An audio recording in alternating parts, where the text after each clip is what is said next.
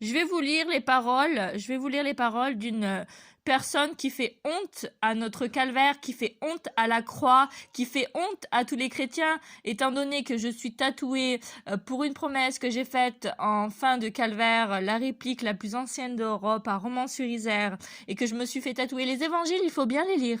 Jésus s'est fait crucifier un vendredi 13 de Nissan, avril ou mars. C'est un beau jour, vendredi 13 mars ou vendredi 13 avril.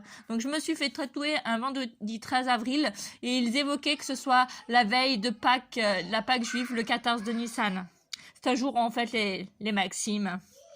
Il y a une chose qui est belle dans mon parcours, mon voyage. Je suis revenue sur ce même chemin de calvaire en compagnie d'une des plus belles choses qui pouvaient m'arriver dans ma vie, c'est Helena, qui fut rendue légendaire et à l'égal des apôtres pour avoir rapporté la vraie croix, l'invention de la vraie croix.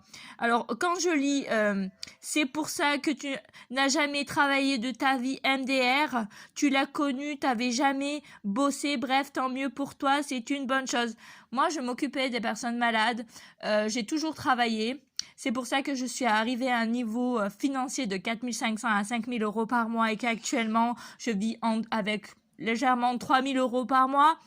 J'escompte à gagner 5 à 6 000. J'ai des diplômes, j'ai des compétences et je peux aller au-delà de tout cela. Je parle plusieurs langues et quant au diplôme, oh là, j'en ai plus qu'une flopée et je dépasse le niveau exécrable de cette fille qui croit savoir écrire un bon français. Quand je lis ça, j'ai peine. Dans ses paroles, être maman de 5 enfants, quelle plaît, 5 enfants, 5 maisons, j'aime gagner du pognon et me faire plaisir pour moi et pour ma gosse. Et encore des fois, je me dis, tiens, j'ai fait un enfant et parfois d'autres personnes autour de moi se disent, voilà, moi je veux plus faire d'enfants parce que le monde actuellement va trop mal. Et je peux pas leur dire le contraire. Tout un tas de... Et Maxime travaille aussi, donc t'inquiète pas, il ne manque absolument de rien. Là, par contre, un jour, ces enfants sauront que il existe une Sophia avec une promesse d'amour éternel à la Noël. La Marie-Lys, qui est la fleur légendaire pour avoir été déposée par les anges le jour de la naissance du Christ. La première apparue là où l'on trouve le Christ rédempteur. Sophia, qui habite le chemin de Calvaire. Sophia, qui est revenue sur le chemin de Calvaire pour la promesse qu'elle a faite près des trois croix. Avec une petite Helena, la honte est sur vous. Le calvaire, les habitants du calvaire en rigolent. C'est vraiment comique tout ça. L'osmose, c'est au moins savoir un minimum. Tous les jours, il voyait cette photo, la Marie-Lys, avec la rosée récoltée au 21 mai, et il savait que je m'étais fait tatouer pour une promesse faite au Mont Calvaire un vendredi 13 avril, et que j'étais devenue aussi également mère un vendredi 13 mars.